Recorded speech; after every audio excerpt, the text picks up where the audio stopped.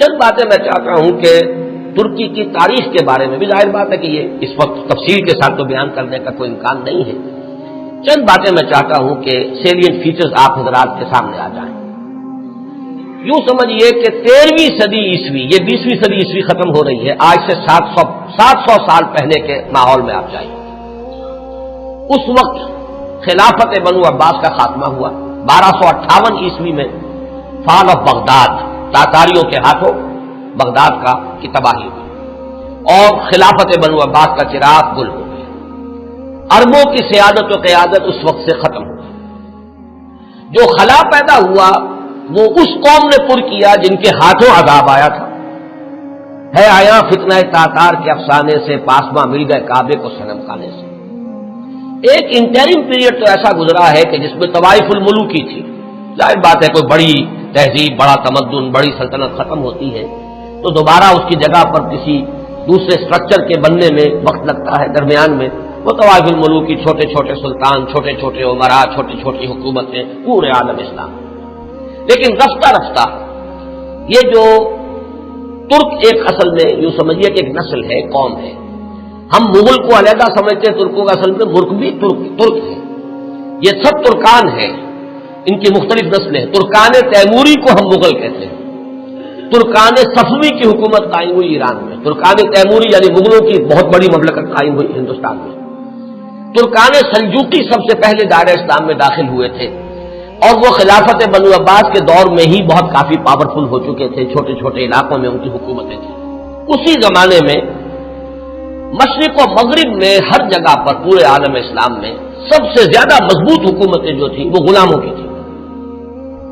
ہندوستان میں 1206 میں دلی کے تخت پر قطب الدین ایبک بیٹھے غلام تھے. پھر وہ التتمش، یہ سب خاندان غلامہ ہیں. ادھر مصر میں مضبوط حکومتیں دو ہی تھیں. ہندوستان میں خاندان غلامہ کی، ادھر مصر میں مملوک کہتے ہیں غلام کو، ملکیت ہے. یہ سب ترک ہیں. تو ان دونوں کی حکومتیں عظیم ترین قائم ہوئی. ہندوستان میں تو دور کئی آئے. ہندوستان میں پہلے خاندان غلامہ، پھر خلجی، لودھی، سادات، مختلف خاندان، کچھ 325 برس تو اس میں گزرے. 1206 سے 1526 تک 320 برس میں یہ کئی خاندانوں کی حکومتیں توڑ پھوڑ ہوتی رہی. پھر 1526 سے مغل آئے. کہنے کو تو 1857 تک رہے، لیکن حقیقت میں 150 برس ہیں ان کے، جن کو کہا جائے کہ صحیح ان کی عظمت کا دور ہے. یہ جو 6 بادشاہ ہیں، بابر، ہمایوں کا تو خیر نہ ہی شمار کیا جائے، اکبر ہے، پھر جہانگیر ہے، شاہجہاں ہے، اورنگزیب. اس کے بعد جو ہے طوائف الملوک ہندوستان میں بھی ہو گئے. لیکن اسی صدی میں 13ویں صدی کے اختتام کے قریب 1288 میں ایک ترک سردار ارطغرل کا بیٹا عثمان، یہ خاندان عثمانی جو ہے حضرت عثمان سے کوئی تعلق نہیں ہے ان کا.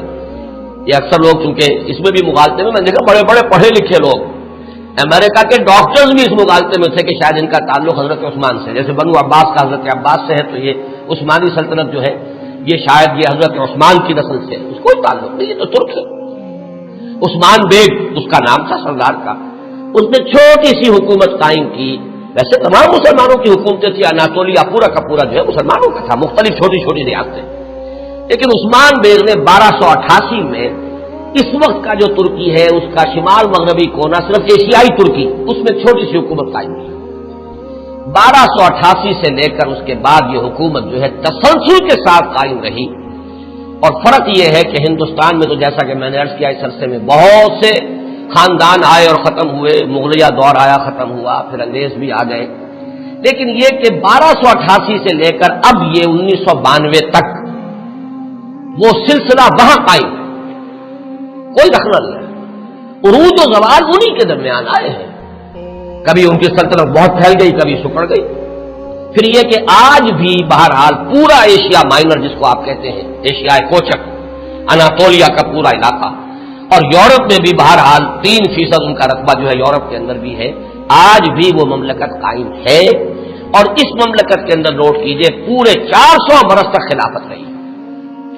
ویسے تو 600 برس سے زائد ہو چکے ہیں 1288 سے لے کر، اور یہ 1992 تک، یہ تو 700 سال کی حکومت ہے. لیکن یہ کہ خلافت جو ہے وہ 1520 سے شروع ہوئی. یہ ذرا ذہن میں رکھیے جبکہ انہوں نے حجاز کو بھی فتح کر لیا، مصر کو بھی فتح کر لیا، عظیم ترین 3 بر اعظموں پر دنیا میں کوئی اور حکومت اور کوئی اور سلطنت اتنی عظیم نہیں تھی جتنی کہ اس وقت سلطنت عثمانیہ تھی۔ پورا حجاز، پورا یمن، پورا عراق، شام، مصر، اور پھر یہ لیبیا، الجزائر، تیونس تک، یہ سب کے سب پورا ایشیا مائنر، اور جیسا کہ میں نے عرض کیا بہت بڑا رقبہ، تمام بلقان سٹیٹس، ہنگری اور یہ علاقے جو ہیں یوگوسلاویا، سب کے سب جو ہیں یہ ایک مملکت 3 بر اعظموں کے اوپر محیط۔ تو 1520 سے خلافت شروع ہوئی ہے اور 1920 سے لے کر 1924 4 سال میں درجہ بدرجہ ختم ہوئی ہے۔ وہ بھی میں آج آپ کو بتاؤں گا کہ وہ درجے کیا ہیں۔ ایک دم ختم نہیں ہوئی، اس کے اندر کچھ وقت لگا ہے۔ 4 سال کے عرصے میں وہ نیچے گری ہے، 400 برس تک قائم رہی اور 4 برس میں پھر وہ زمین ہو گئی۔ اور خاص طور پر یہ پوائنٹ نوٹ کرنے کا ہے کہ بقیہ جو خلافتیں تھیں، خلافت بنو امیہ، خلافت بنو عباس، خلافت، ان سب کو تو چیلنج کرنے والے کوئی نہ کوئی سامنے آتے رہے۔ بنو امیہ کی خلافت کو چیلنج کیا پہلے حسین ابن علی نے رضی اللہ تعالی عنہما، پھر حضرت عبداللہ ابن زبیر نے رضی اللہ تعالی عنہما، پھر یہ کہ خلافت بنو عباس کو چیلنج کرنے والے حضرت زید، حضرت حسن کی اولاد میں سے رضی اللہ تعالی عنہ، پھر انہی کی اولاد میں سے ایک اور نفس زکیہ اٹھے جن کا نام اصل میں محمد ابن عبداللہ ہے، نفس زکیہ ان کا لقب ہے۔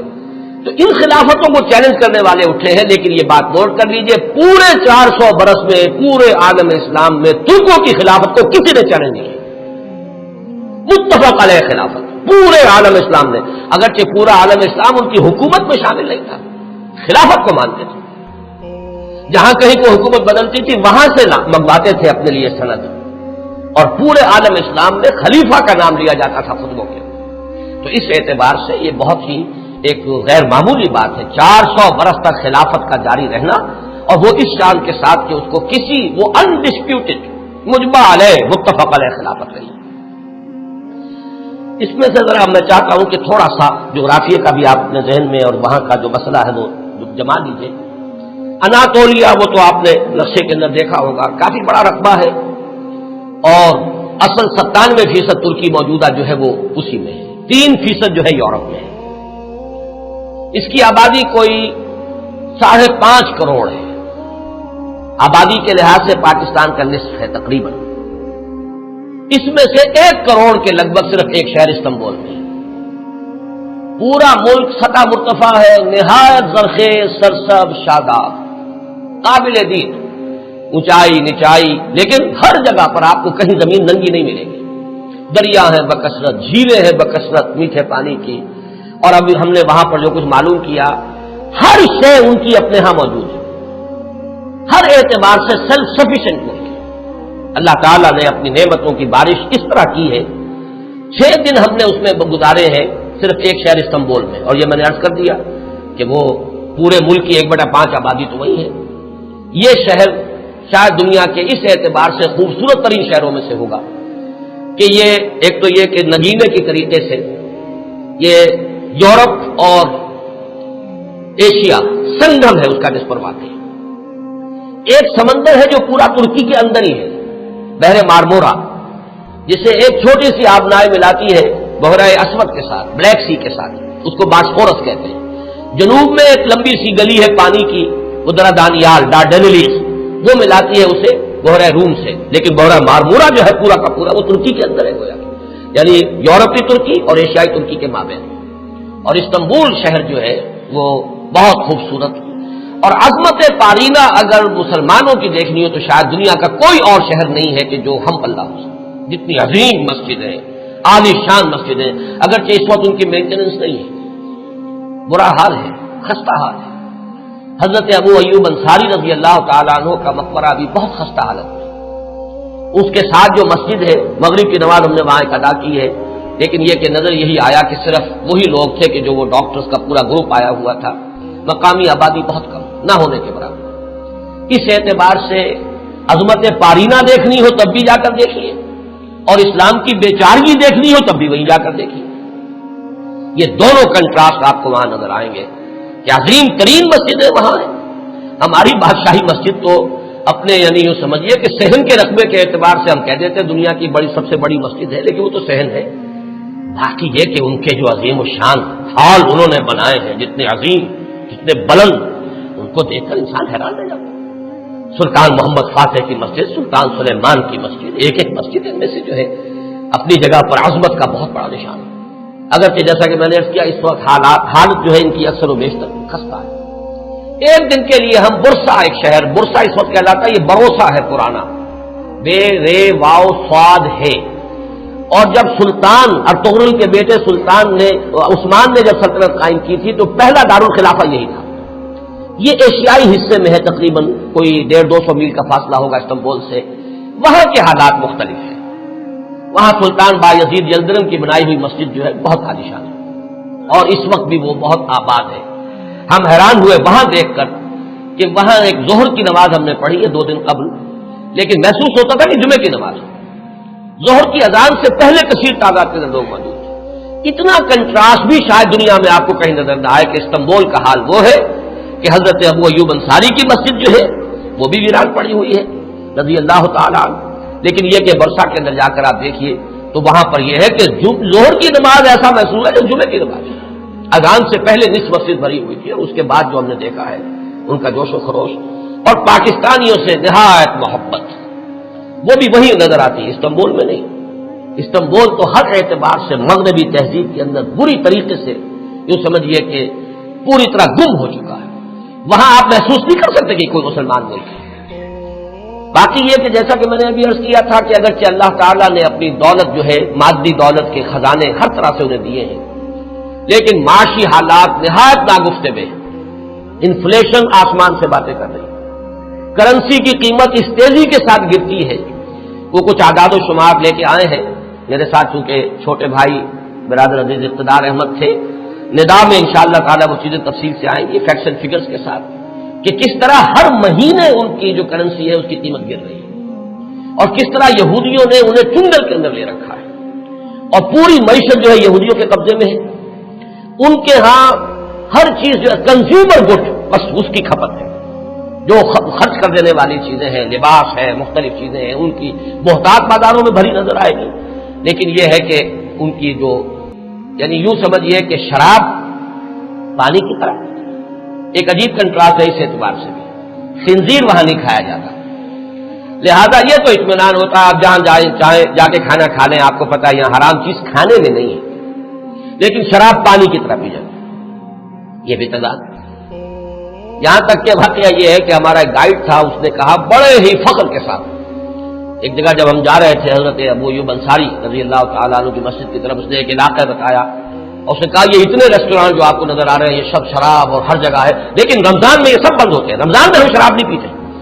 ہم نے کہا رمضان ہی میں نہیں پیتے تو یہ باقی شراب؟ باقی تو پیتے ہیں۔